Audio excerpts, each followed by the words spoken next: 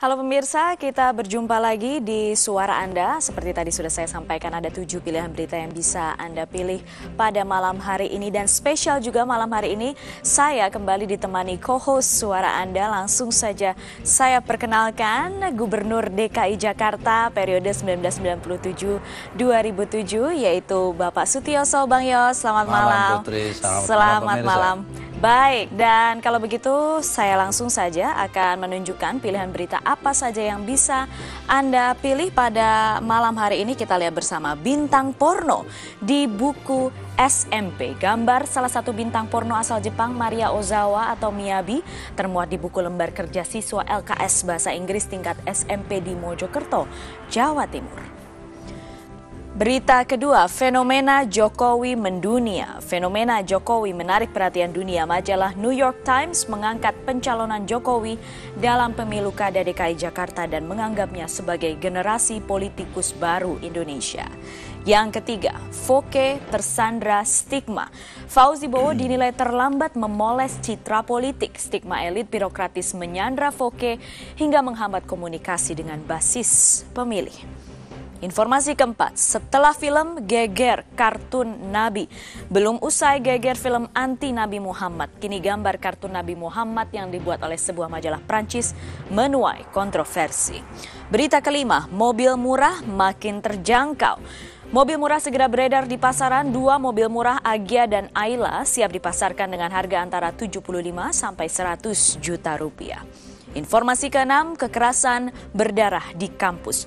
Bentrok fisik antar sesama mahasiswa di Makassar, Sulawesi Selatan menelan korban jiwa 1 orang. Ironis, kekerasan berdarah justru melibatkan sivitas akademika dan ini bukan kali yang pertama. Berita ketujuh, berita terakhir yang bisa Anda pilih, Dewa Gitar Santana. Tulis memoir legenda gitar dunia Carlos Santana menulis sebuah autobiografi yang memuat sejumlah nama besar yang berpengaruh besar dalam hidup dan musikalitasnya.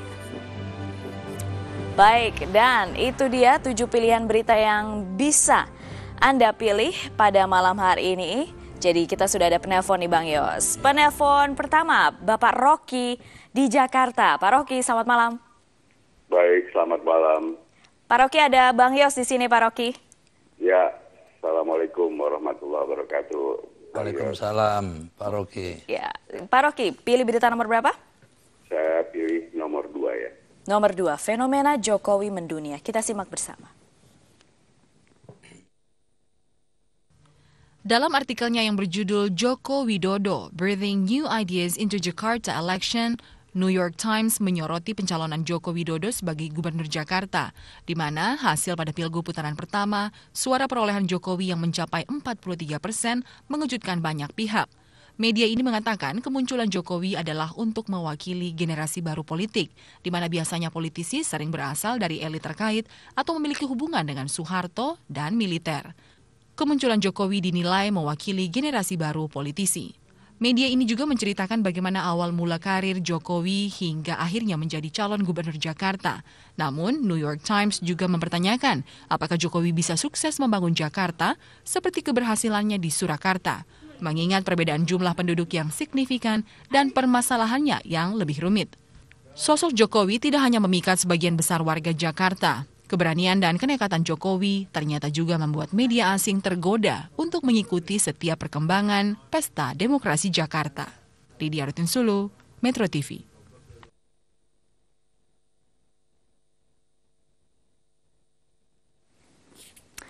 Iya, itu dia tadi. Jadi Pak Rocky, bagaimana pendapat Anda ya, seorang putra bangsa, seorang birokrat dari kota kecil Solo, go internasional, menjadi perhatian sebuah majalah yang bergengsi di negara besar Amerika Serikat. Bagaimana pendapat Anda?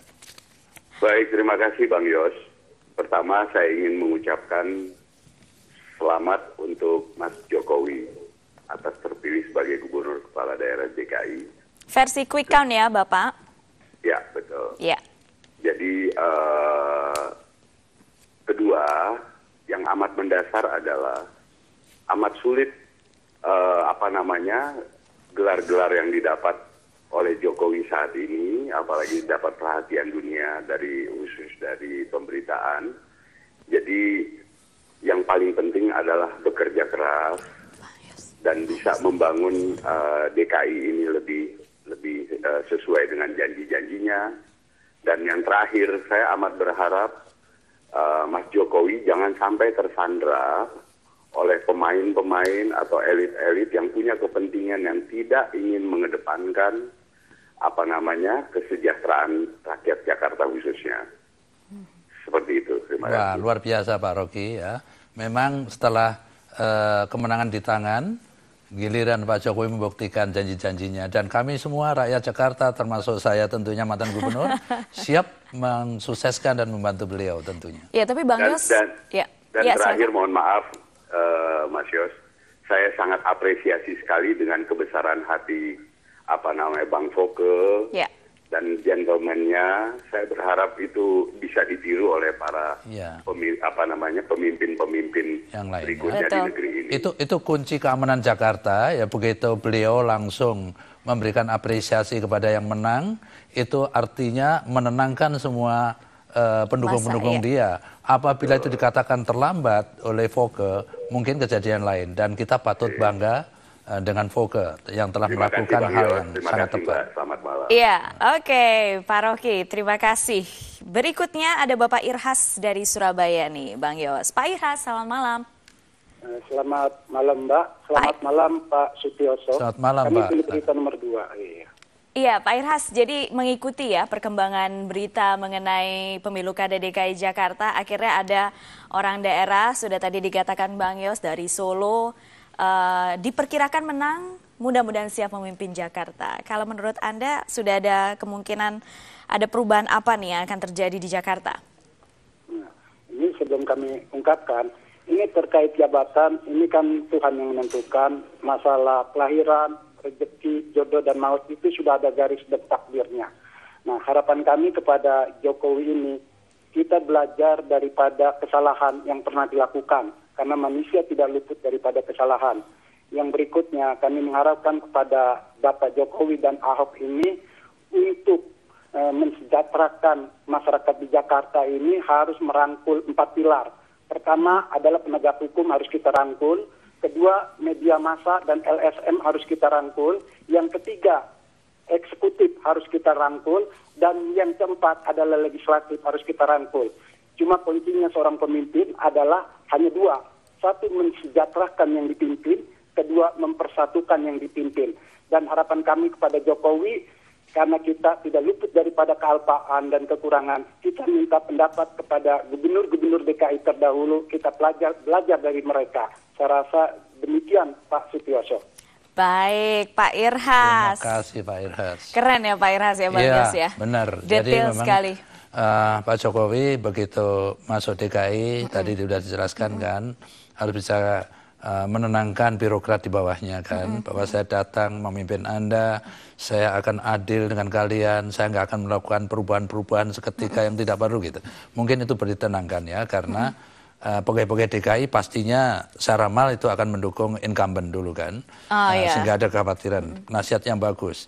Kemudian itu juga sudah diprediksi ya Bang Yos, ada gejolak ya? Iya, beliau pandai sekali membaca ya, bahwa dukungan Jokowi di DPRD itu hanya kecil, 17 kursi. Betul. Sementara yang tidak itu jumlahnya 78. Akan jadi masalah nggak Bang Yos? Itu sangat tergantung. Kalau beliau mengikuti nasihat tadi ya, melakukan pendekatan yang baik, sepanjang kita membuat program itu pro masyarakat, tidak ada alasan DPRD untuk menggagalkan rencana itu. Bang Yos, tahun 1997 ketika terpilih pertama kali, saya apa malah yang non-partisan, Putri ya. Saya tidak ada dukungan partai, saya non-partisan kan.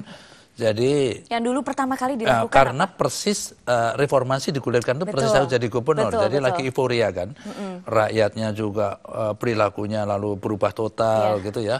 DPRD yang tadinya amat lemah menjadi punya kemenangan yang sangat kuat, termasuk controlling kita, termasuk anggaran dia atur. Tentu saja tidak mudah saat itu ya. Tetapi sekali lagi semua tergantung kita.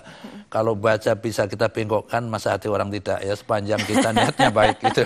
Jadi dulu tidak mudah, kalau sekarang lebih mudah atau tambah sulit? Ya sekarang mestinya sudah maju ya. Demokrasi bukan seperti itu. Asal main tolak, asal lawan itu kan bukan seperti itu. Baik, baik. Dan kita lihat ada masih pilihan 6 berita. Perjalanan kita masih panjang, Bang Yos. Iya. Kita kembali undang, hubungi kami di 021583022. Suara Anda kembali sesaat lagi.